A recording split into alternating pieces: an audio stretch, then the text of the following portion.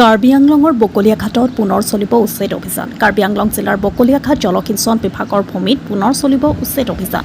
পূৰ্বতে 20/1/2026 তাৰিখে এই জলসিঞ্চন বিভাগৰ প্ৰায় 350 বিঘা ভূমি বেদখলমুক্ত কৰাৰ লগতে 2159টা পৰিয়ালক সৰ্ববৃহৎ উচ্ছেদ কৰিছিল কাৰ্বি আংলং জিলা প্ৰশাসনে। সাৰি যোৱা নাছিল ধৰ্মীয় উপাসনাস্থলী নামঘৰ মছজিদ, কিন্তু থাকি গৈছিলে কেৱল সনাতন ধৰ্মীয় লোকসকলৰ 3টা মন্দিৰ, শিৱ মন্দিৰ, বাঘেশ্বৰ বালাজী শিৱ মন্দিৰ।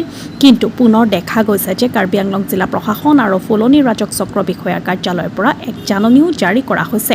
2 দিনৰ ভিতৰতে চৰকাৰী ভূমিসমূহ খালী কৰাৰ নিৰ্দেশনা প্ৰদান কৰা হৈছে। ইয়াৰ পিছত দেখা গৈছে মন্দিৰ ভঙাক লৈ দুখত ভাঙি পৰিছে মন্দিৰ কমিটি আৰু স্থানীয় বাসিন্দাসকল। কাৰ্বি আংলং জিলাৰ জয়দীপ দাসৰ ৰিপৰ্ট, নিভাজ অসম লাইভ। চাওকচোন, মই মানে ৰিকুৱেষ্ট কৰিছোঁ চৰকাৰ লগত, প্ৰশাসন লগত।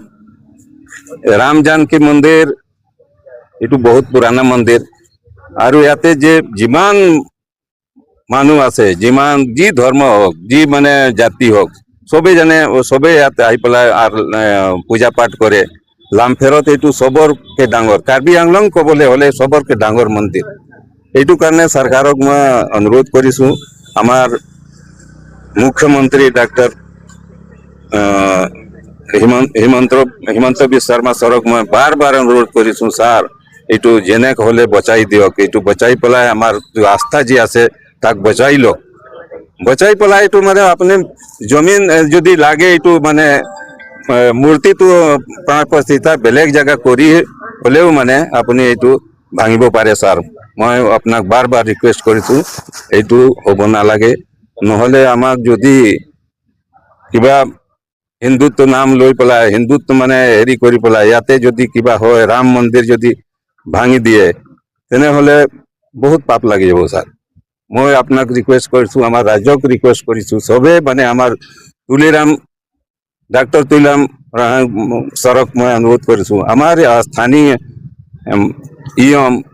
MSC মধুৰাম লেখথেক ছাৰক অনুৰোধ কৰিছোঁ, বাৰ অনুৰোধ কৰিছোঁ, ছাৰ এইবিলাক যেনেকৈ হ'লে এইটো কৰিব নাপায়, আপোনালোক কৰি এইটো মূৰ্তিটো প্ৰাণ প্ৰতিষ্ঠা কৰাই দিয়ক বেলেগ জেগাত, তেতিয়া এইটো মন্দিৰটো ভাঙি বোলে কোনো আমাৰ আপত্তি নাই। আপোনালোক কৰক, ৰাজ্যৰ যদি চৰকাৰৰ কিবা কাম আছে এইটো জেগাৰ, তেনেহ'লে কৰিব লাগে, কৰক আপুনি, কোনো ৰাজ্যৰ আপত্তি নাই।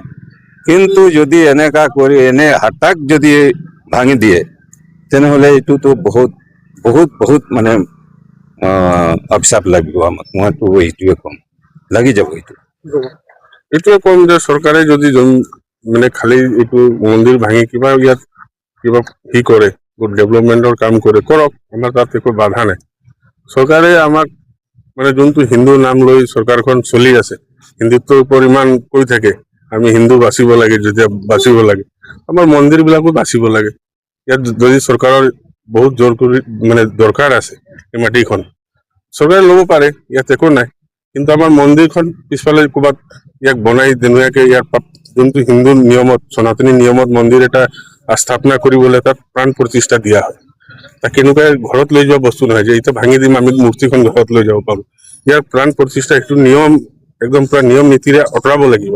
সেই বস্তুখিনিয়ে আমাৰ কথা আছে, নিয়ম মতে কৰি দিলে লৈ যাওক, বনাই দিলে আমাক ভাঙি দিয়ক, একো আপত্তি নাই। এইটোৱে মই চৰকাৰক অনুৰোধ কৰিছিলোঁ।